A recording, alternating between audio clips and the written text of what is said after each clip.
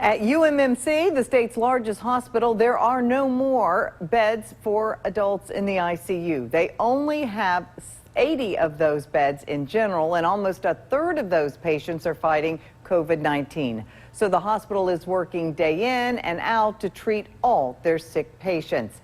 UMMC's Vice Chancellor and Dean, Dr. Luann Woodward, says when you have a state leading in many categories like hypertension, diabetes, obesity, and others, then you add the coronavirus pandemic on top of it, well, it's easy to see how the state's hospitals can get overrun quickly. But one of the biggest issues comes from patients who aren't in Jackson that have to come here for treatment. Not all ICU beds are the same.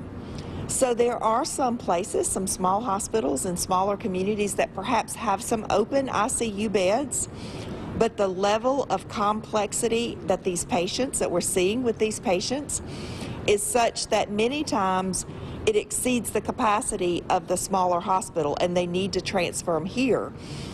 We have been of late in the terrible position of receiving transfer calls and not being able to help and not being able to take the patients. Dr. Woodward says the other issue is when you're holding a large number of COVID-19 patients, that takes away from beds used for regular, everyday emergencies and then trickles down to the staff working on those patients. To see my full interview with Dr. Woodward, tune in tonight at 10.